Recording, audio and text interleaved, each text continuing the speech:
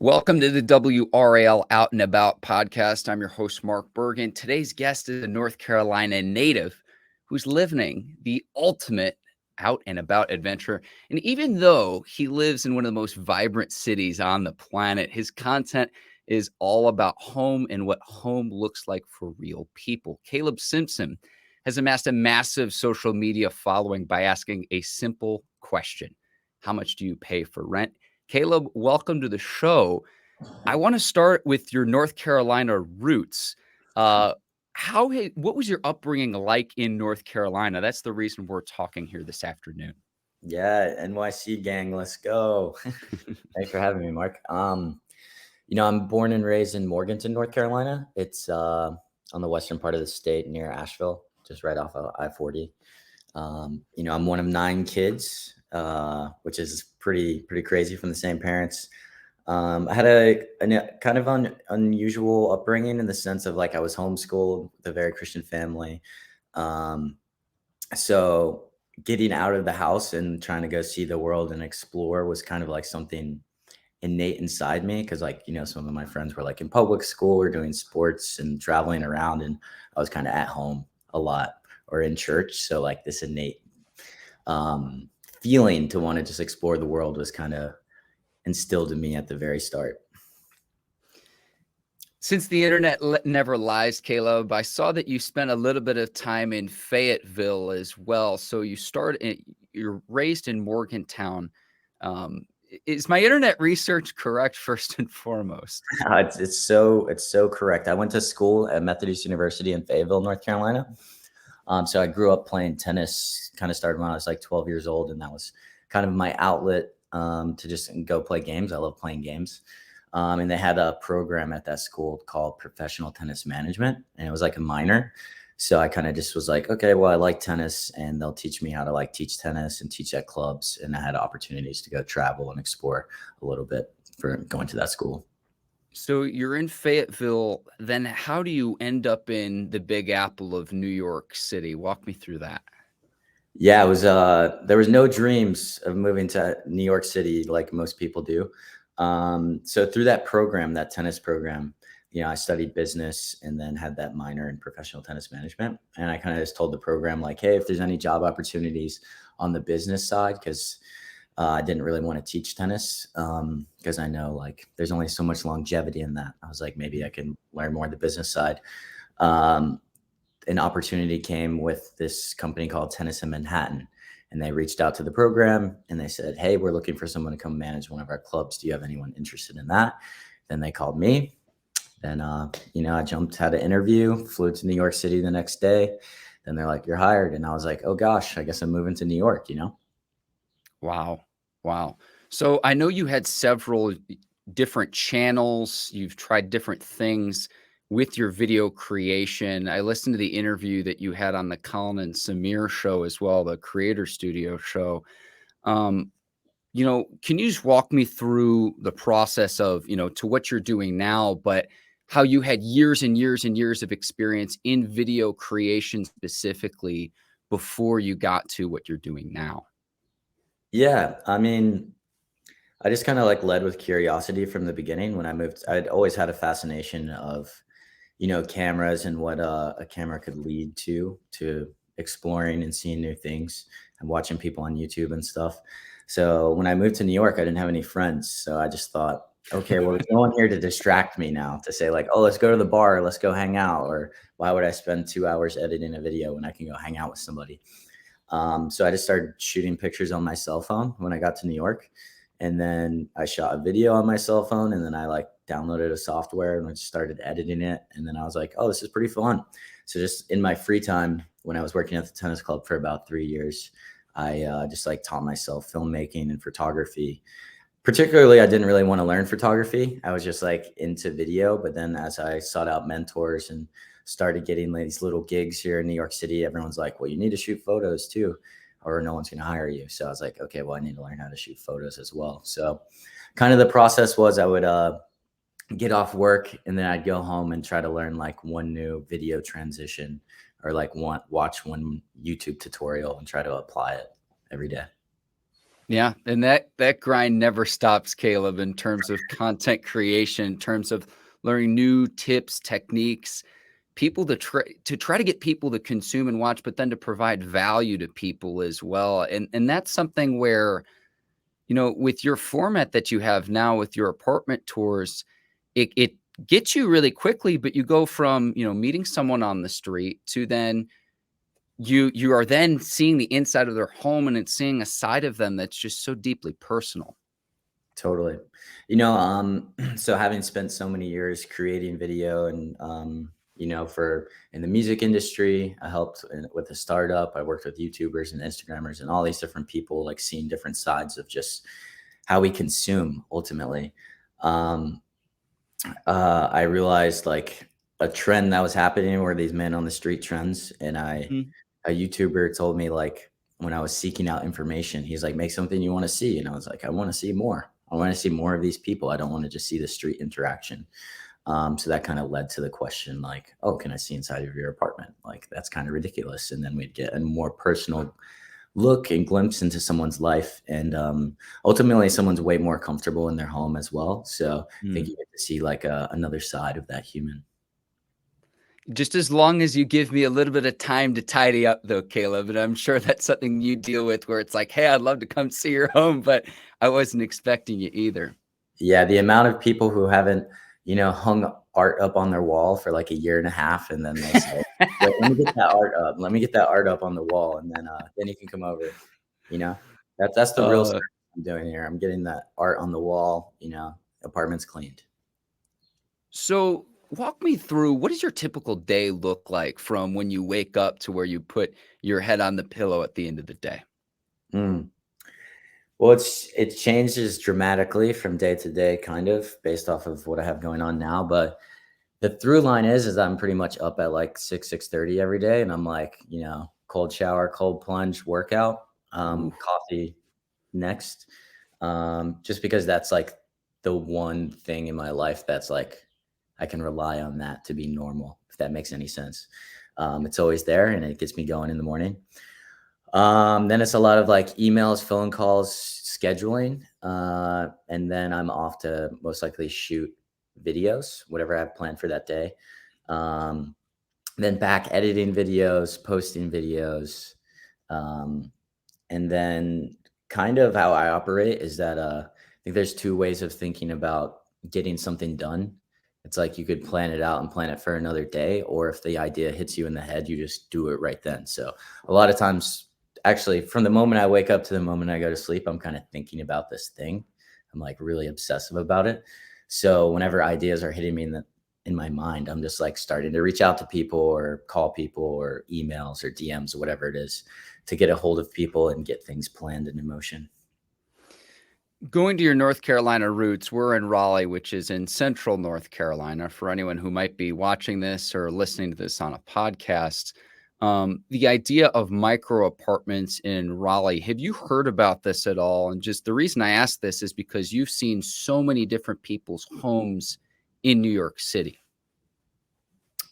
My brother lives in Raleigh, and so I'm there, a few times a year, but I have not heard about micro living in Raleigh at all. Okay. Is Okay. it happening?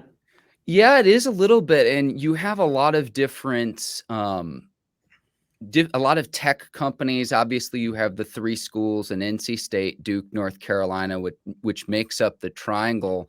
But there's a housing shortage here, and there's no doubt about that. If you look at the MLS data from real estate, it's gone up a little bit compared to what was a white hot market, say a year or two ago. But in a normal market, you would have, say, about 6 months of housing stock. It's somewhere between 2 and 3 months right now as it stands. And so what they're trying to sort out, Caleb, is like, okay, if you can only build out, wide so far, you have to start building up to be able to accommodate for the people that continue to move to this area, because it is a beautiful state. And that's something I wanted to talk with you about, just considering, you live in the biggest city in the country, in New York City, that I'm sure you've seen people live in a lot of different creative ways to be able to make it work. And what can be anywhere from a very small space to, somewhere that's super extravagant with the different tours that you've done. Totally. Um, I think it would be hard to be kind of accepted in Raleigh or just Yeah. North Carolina, more like not big cities. Um, just because like you think about space, I think there's a lot of like social pressure around space and where Mhm. you live and status of sorts. But the more I look at homes and see how people live, I think it's like ultimately up to you and how you want to live and like what fits within your lifestyle. It was actually super interesting, like going to Hong Kong recently and touring like really micro apartments there because none of them have dryers in their homes, they like are in their micro apartments and then like hang drying their clothes just in their apartments. And that's just like the norm there. So it's just interesting to see like what's accepted in society and what isn't accepted in society. But I think for like younger people coming out of college, like starting to join the workforce and stuff, I don't see why they wouldn't dislike it. Like they're probably coming from dorms or kind of small living anyway. So if it's a more affordable option and it like kind of gets them, on their feet, I don't see anything wrong with it. Are there any places specifically in North Carolina that you would like to tour? I know that you've taken your idea outside of New York. You just got back from Hong Kong. I know you've been out in California as well. Is there anywhere in North Carolina you'd like to go? I haven't looked into it that much. The Biltmore House is like, an iconic home that I think everyone loves to an extent. So it would be fun to kind of like do something creative and wild with them. I think that would be really fun. Also, like I feel like small homes, like for Airbnb and stuff like that, has Mm. really been popping up in North Carolina as well. Like just like micro living in general and tiny yurts and stuff like that. That's interesting. Um, and then after that, just like maybe some of the more of the like the rural like countryside areas, because like having born and raised in North Carolina, kind of from the country, but it's like very different based off of where you're at in North Carolina. So Yeah, it could be interesting. absolutely. You mentioned the Biltmore. We got to fill the pool for when Caleb Simpson gets his tour. I know they have the grand pool in the basement. Yeah, yeah. Do they fill it up ever? Or? I know obviously they used it many, many years ago, probably decades ago. That's a great question, but when you're coming, it's just like that should be part of the pitch. Yeah, part of the pitch. Let's go. Okay, okay, great call on the Biltmore as well. Let me see here. I want to go back to when you were first starting too, and I know it was a friend who finally said yes to you, and then an interview I listened to you do saying, you weren't even sure that it was going to work until you clicked upload and saw how many people viewed your very first apartment tour. How did you handle the no from people though, the rejection from people, not to take that personally and then to move forward? How did you deal with that, Caleb? Yeah, honestly, I think just getting so many no's in your life, you build up thick skin. Up to that point where I was trying this series, there's so many setbacks, there's so many things you're trying and so many things you fail at, that getting no's like just become easier and easier and easier. Um, it definitely doesn't really get under my skin at all now. When I get a no, I'm just like, oh, I'm closer to a yes now. But that first day that I did it, like I thought it was a good idea, and I did feel defeated that day. I was like, damn, like no one really wants to do it. But I kind of just try not to lean into that feeling and just like let's just keep asking. Like ultimately, somebody might say yes. I think putting yourself out Did there. did you see him? Go ahead. I'm sorry. Oh yeah, Mark. I was just saying like putting yourself out there as much as possible, I think is the key. Like I've done tons of different challenges and videos and stuff that like really challenge the landscape of asking people for things or for help or what the world, if you push at the world a bit, how will it push back? Not that you need validation, but at what point did you see like, holy cow, this is actually working? Yeah, it was the first upload of the apartment tour series that I've been around the internet long enough and I've gone viral in a lot of other ways as well over the years. And I just had never seen it kind of explode the way it exploded. So I was like acutely aware, like, oh, this is the thing. Like I knew it right away. Wow. Wow. And I know you know this. That's not typical of any kind of content that you produce online. I know you know this, Caleb, but for other people out there, it's like, oh, I can just snap my fingers and it'll work. That's not typical. Yeah, it's not typical at all. I mean, there's lots of nuances that go into it. There's a lot of psychology that goes into it. There's a lot of like format and packaging that goes into it.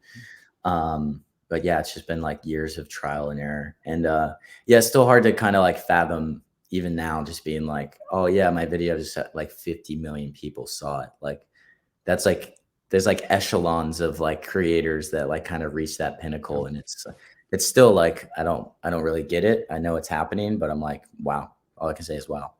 Well, one thing I want to make clear too with doing this interview and other interviews I've seen you do, Caleb, is I'm not sure if you're familiar with Malcolm Gladwell's 10,000 hour rule, where clearly you've put the time, effort, and dedication towards other projects. And then to say, well, no, let me fold my hand to finally find something that actually works and something that you enjoy doing.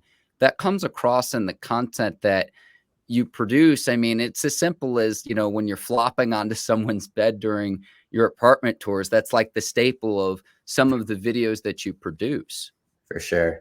Yeah, like kind of how that idea came about is like I knew once I was in somebody's home, if I was able to get access, I was like, I need to treat this person like my friend. And then what could I do inside the home that would be like silly and fun and kind of like push the boundaries of what they would be okay with and what the internet would like. And I thought like taking a shower or jumping in their bed, like that would be kind of ridiculous.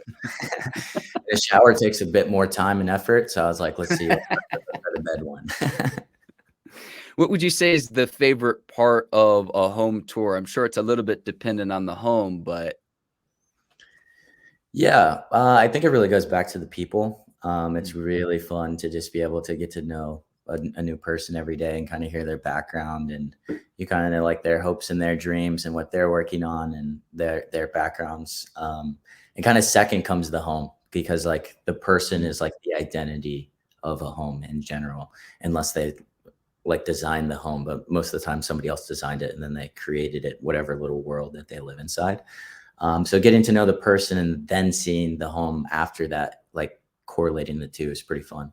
And obviously like just shock value is always hilarious. Like walking into like an extremely small space and just being like, how do you live in here? Or a mansion of sorts. It's just like, wow, you actually live inside this giant mansion. Like I can't even fathom. what is the craziest home you've toured? Craziest home I've toured.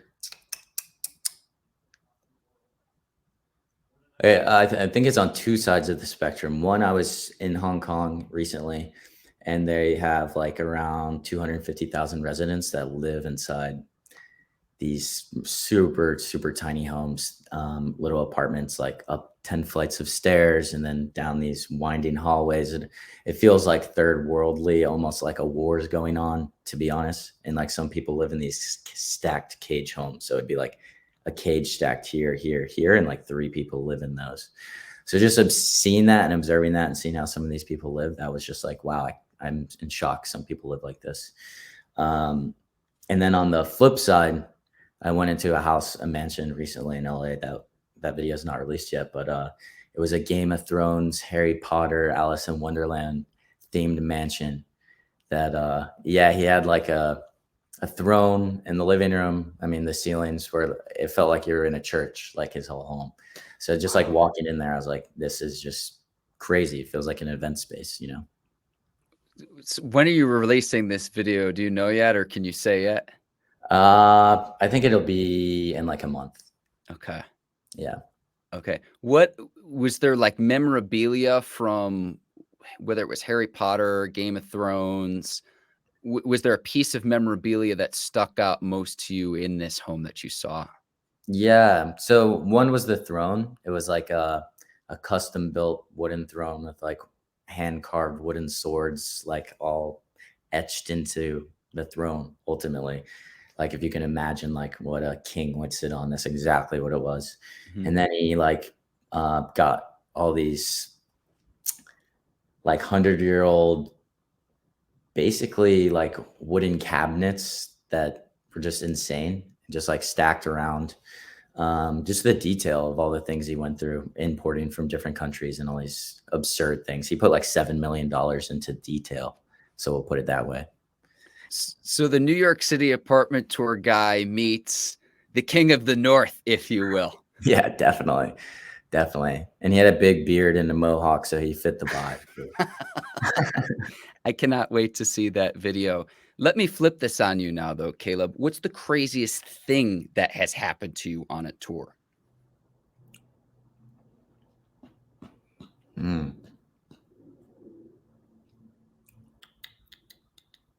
Craziest thing that's happened on a tour. I think I need to table that question. Think on that one for a second. No worries. We could either come back to that. Totally understand. We were talking earlier about validation, Caleb. I don't know the best way to ask about touring Barbara Corcoran's home. I've listened to other interviews that you've done. Please just take the reins here. Just one thing that stuck out to you. Take this in any direction that you'd like, but getting to tour one of the Shark Tank members' homes had to have been a highlight for you with this video series. Yeah, for sure. It was, I was like walking down my stairs, which are right over there. And I was like looking at Instagram, and then I just like got a DM from Barbara Corcoran. And I just like looked at my roommate Haley, and I was like, Barbara Corcoran just DM'd me and wants me to come tour her apartment. And she's like, what? I was like, I don't know what's happening. Like, this is so wild. And then we just set it up. Yeah, it was definitely like a catalyst moment. I am so like grateful for her to have been paying attention and asking to do that, because it was really like a tipping point for me. Meeting her and doing the tour and everything was great. All the press we got around it. But there was like 2 value points that I learned from that whole experience. And one was like, no matter your age, if you want to play in these worlds and participate, you should never stop paying attention and reaching out, because, she has all the money she needs, all the shows, everything. And she just wanted to participate and like messaged me herself at 70 years old. So I was like, whoa, like, I'm in my 30s, like I should be doing this the rest of my life. So that was like a value point. And then, yeah, just having done that tour was basically a green light for like the rest of Hollywood in the world. It was like, all right, she did it and it did 100 million views. Like, it's only good news for everybody. So. Wow. Yeah. Did you think it was like a fake at all when you first got the DM where you're like, wait a second? No, not at all. I was like, this is legit. I like started talking with her assistant. And then, with these things, I know like acting quick is the most important thing. So I was like, whatever you need, let's like do it as fast as we can. Because people who, are in Hollywood or, big business people, they have tight schedules. So just getting that done can take a lot of time. I read that she then got an offer on her home based on the tour that you did. Is that true? That's very true. Yeah. So obviously after I was curious what happened. So I was like, I emailed her assistant and I was like, what was the reaction? And I was like, did she, grow her social accounts? And she's like, yeah, they grew by like 150,000 new followers, made like major press and news. She was like being interviewed everywhere. Like, I saw an interview of her on the Rachel Ray show. And she said, like, I went to Trader Joe's the next day and, everybody in Trader Joe's was like, I love your house, Barbara. And she was just like, what did I just take a part in? Like, this is crazy. How did everyone see that? Yeah. And then she got an offer on her house as well, which she didn't want to sell, but she told me like, I'm pretty sure he would have been willing to pay anything. So. Wow. What responsibility do you feel knowing that, to where, okay, with Barbara Corcoran, you had 150,000 followers, with other people you've helped, again, reading another interview where you helped someone sell art for whatever it is that their interests do. How do you take that responsibility with what you're doing now, just to make sure that, you're doing that for good? How is that for you as a YouTuber, as an influencer? Yeah, it's very different than how a lot of other people operate, because I'm basically giving people a platform, and it's more of giving them an opportunity to show off whatever they want to show off. So there can be a lot of different pressure situations where people want to do things, or they're trying to like back me up against the wall to like, I don't know, be on the show ultimately. But I do a pretty good job of vetting people. I've just been in the industry for a long time, so I see the key signs of like they're just trying to do it because they, I don't know, have alternative motives. So really, I just kind of I do a quick scan of like what they've already done online, what their career is, and then you kind of have an idea of what they're trying to get out of it, and then from there, I kind of make judgment calls. Yeah. All right, I've got to ask you, because we mentioned Barbara Corcoran before. How's your goal coming along? Trying to get the GOAT, Oprah Winfrey, on. How are you coming along with that goal, Caleb? You know, that's a slow one. It's a slow one. There's lots of conversations going on around it. I definitely bring it up as much as possible when I'm in certain circles.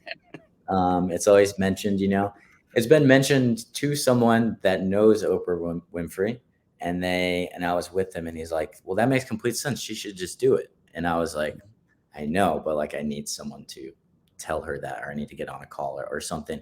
Really, it needs to be shaped around a narrative or a message that she really wants to spread. And if that moment comes while this series is still popular, then I think it would happen. But, you know, there's a lot of stars need to align. Well, Rome wasn't built in a day, but you are right, Caleb, that it's about relationships. And my end with you is I was able to find an email on one of your social profiles. I sent an email and said, hey, you know, there's the North Carolina connection here. Would you agree to come on? And you were gracious enough to get back to me really, really quickly.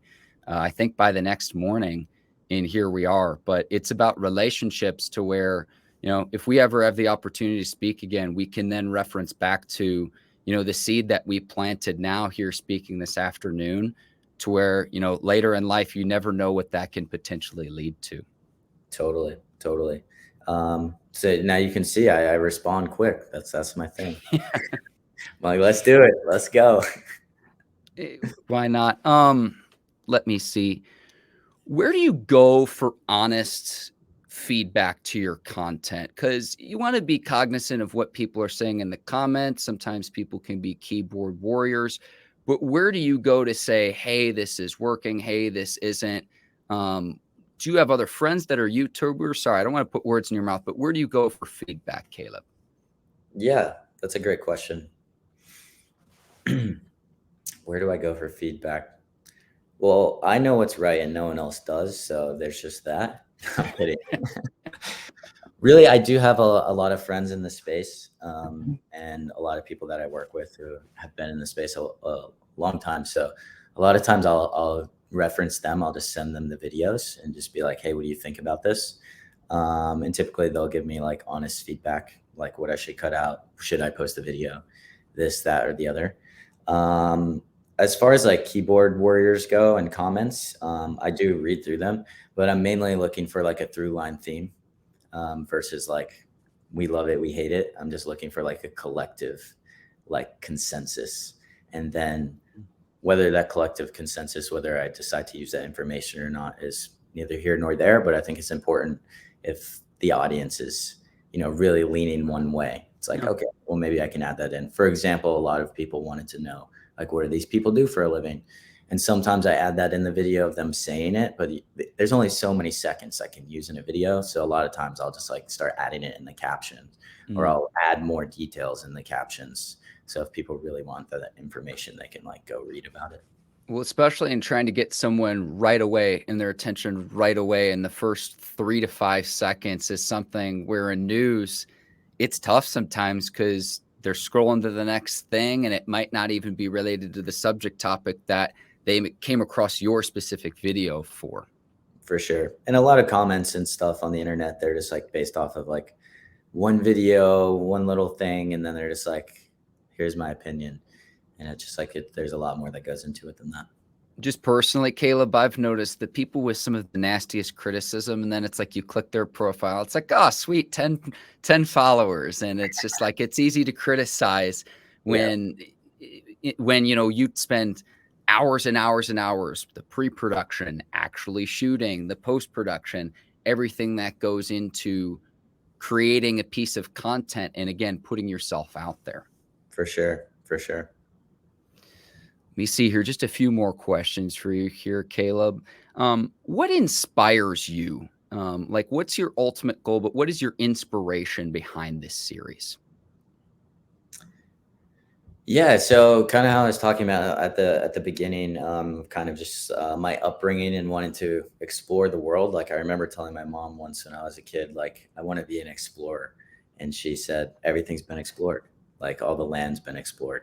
So I kind of had this like the Goonies is like one of my favorite movies, which is all about like adventure and treasure Mm. hunts and helping their family and holding down a home. So I think a lot of that has really stuck with me, and I've always wanted to, just go out there and learn more and see like what are other ideas out here in the world. What do people care about from different countries or different backgrounds or different states, other ways of living and just thought processes in general.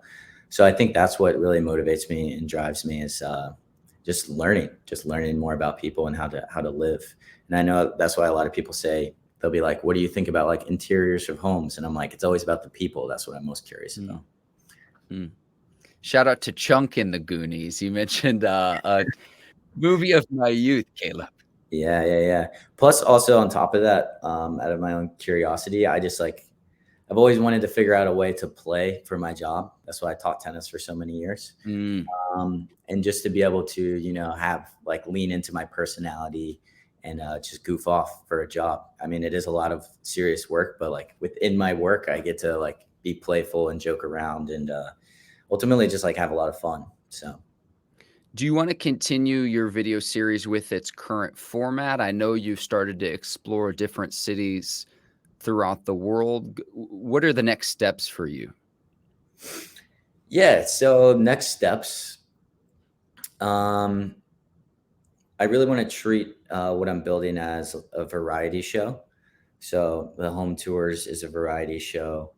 I have like the pizza reviews I do with like celebrities or internet guests. I started like a cash cab dupe sort of type of series where, I pick up New Yorkers and we play trivia games and, name that TikTok song. Things like that are just like fun. Um, Really just like playing on different ideas that I have to live inside this kind of world that like regular people can play in, celebrities can play in if they want to. But really just including the community is like the biggest thing. I kind of look at James Gordon as the model. He came in with late night and decided like, I don't want a regular late night show. Like, yeah, we have like the sit down talk, but then let's play games. Let's have fun. Let's try new things to, ultimately promote Hollywood. But my version of it is to, bring regular people into it because I think they are more of the stars than stars themselves at this current state of the world and what we really care about. It's more real, raw, and authentic. Yeah, and then there's some, chit chat about, different potential TV series and docu series or about homes and stuff like that. So. Mm, mm. You mentioned TikTok as well. I'd be remiss if I didn't ask you this. You would be okay because you have amassed such a big following on both YouTube and Instagram. I wanted to get your thoughts from the creator perspective too, of discussion about how the government's considering a ban on TikTok here in the country. I'd just love to hear your thoughts about this. The TikTok ban. Since I've been on TikTok, it's been a conversation. I think it bothered me Mhm. a bit more earlier on because like that was like the platform I was having traction on, and I was like, oh no. Um, Really, I think personally it would be a bad thing. I've like researched it, and I just think 150 million people like the platform. You can Mhm. figure out a way to keep it, and people like to use it. Um, but that's not my decision at the end of the day. So I understand things come and go and things will ultimately end. So all I want to focus on is like making the best content I can and spread it everywhere. And at the end of the day, all platforms will most likely die and you must evolve. And the short form video concept might not be a thing that we really like this quick cut, fast paced, like in your face content. So that's really why I just keep experimenting and pushing my own boundaries of Mhm. what I think would be fun and interesting. So I don't ultimately get pigeonholed into, I did this one apartment tour thing and now that platform's gone and it's over, Well, I think all of the social media platforms end up copying each other too, to whatever new concept, whatever new thing that they have. I remember Snapchat came out and then it's like, okay, Instagram has its version of the stories. And it's like they end up, whatever is successful, they end up copying. And then, because you're competing for everyone's attention. So it's, how do you get someone's attention? How do you keep their attention? Then how do you grow that attention and grow a loyal viewing audience? Definitely. It's interesting because a lot of the platforms like evolve in different like age ranges. So like, most people on Instagram, they don't go to TikTok, or most people who watch YouTube shorts, like they don't really watch TikTok. Facebook Reels, like that's an older demographic. So a lot, like when Facebook Reels launched, like these people are getting hit with content they never even seen before, even though it's been around for a long time. So it's in Snapchat as well as like a much younger audience. So thinking about it from that perspective, I just look at it as like different audience demos. Like, some people don't like Facebook or some people don't like Instagram. So even though they are copying each other, they are bringing value to the people who are on that platform. But I think who's going to win is the people who are like innovating and pushing for creators to make, the best content they can make and reward them. But on that note, also, I do believe the American society spends way too much time on social, and we care about it too much, and we scroll too much, and we consume too much, and don't really live our lives. And I've fallen into that trap more early in my career, but now I'm more about creating content and having more real experiences. I never understood why celebrities didn't have any followers and like let their management team do it all. But the deeper down the rabbit hole I get of, the sort of like little bit of fame or followers or whatever it is, I start to get it. I'm like, you know what, this isn't life, Yeah. And that's important to note because I see the time and attention that younger audiences. Personally, Caleb, I'm 29, I'm turning 30 in a month. And I personally don't use TikTok, but I'm also aware of, you look at Gen Z, that's the platform that they use consistently tenfold more than other platforms. So, how do you reach what's a younger audience there, an audience to where a lot of trends come from? And, if it ends up getting banned, I think that audience then, okay, where does that audience go? Or if the US forces TikTok to sell off to an American company, then you keep, you keep a platform that already exists, that already has so much time and attention already as is. And I could show you various charts that prove what I'm saying. But it's resonating with an audience and posting content specific to that platform. And you're a great person to talk to about this too, Caleb, because, you've got, more than 7 million followers on TikTok. On YouTube, you've done a hybrid of your longer form videos, but also posted as shorts, and then your Instagram reels too. So you've got, experience producing video content that's a minute or less, or you've got the longer form video, which you can see a little bit more detail. Knowing how to do both, I think, is going to be the name of the game because, especially earlier this year, you take YouTube shorts, for examples, where they just started monetizing that. That can be, okay, are you a short form video creator, or are you using short form video as a brand extension to get someone to your long form as well? And this is what creators are going to have to figure out. Publishers are going to have to figure out. Media outlets are going to have to figure out in 2023 and beyond. Definitely. I think what you noted on there was like media companies and publishers and all of that is a much more interesting dichotomy than the creator. So I think the creator is always thinking about that, but like news outlets are starting to have to think about it. Even celebrities are really starting to play in these worlds more than they ever have before. And it's interesting to see everyone's approaches, and like, it's almost like the creator, the person who's been doing it for 5-10 years, they're now the experts of media. They're the experts of culture. They're the experts of how to be seen. So a lot of these companies are like bringing in creators to like help guide or coach or consult. So it's just been an interesting shift, definitely. What advice would you give to media companies in the sense that, like, Caleb, what I struggle with is, we produce 11 hours of programming here at the station each day, but the news cycle is so quick. You used to hear a 24-hour news cycle, but really it's like I would argue it's even less than 12, maybe even 6, where something happens, you get a notification on your phone. Everyone's got a phone. And I guess my question is what advice would you give to a news outlet, considering like some of the most successful YouTubers create content that might have, might be a video you produced a year ago, 2 years ago, 3 years ago, that still has value now? How do news outlets do that for the sustainability to where we can create video content that still provides value 5 years from now, 10 years from now, 20 years from now? Yeah, really think it's all about packaging for the platforms, understanding like evergreen content that can last, and picking out those topics and researching those topics and maybe guiding some of these videos towards that, where you're like, okay, maybe one video a month we focus on this topic because we realize like the longevity of this video may be like 5 years. Then you make content that, is like for the week or for the day. That's kind of how I look at short form content. It's like, no one's going to see this again. I mean, the shelf life of short forms, maybe like 3 months.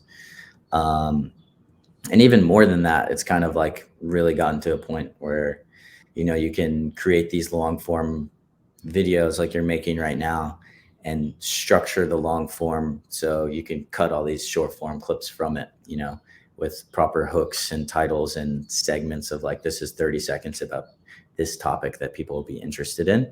Then you can like blast out all those short form clips and kind of like push the viewer back to the long form if they really want to watch that. And then lastly, I believe like bringing in someone who, is an expert in the space is like the best thing you could ever do. And I really think a lot of people are like attached to a figure or a character. So giving like a character or a figure like kind of free reign to like represent kind of, the station or whatever it may be, or maybe it's a bunch of characters. Mm-hmm. Very good. Caleb, is there anything I haven't asked you that you would like to get across in this interview that I wasn't smart enough to ask?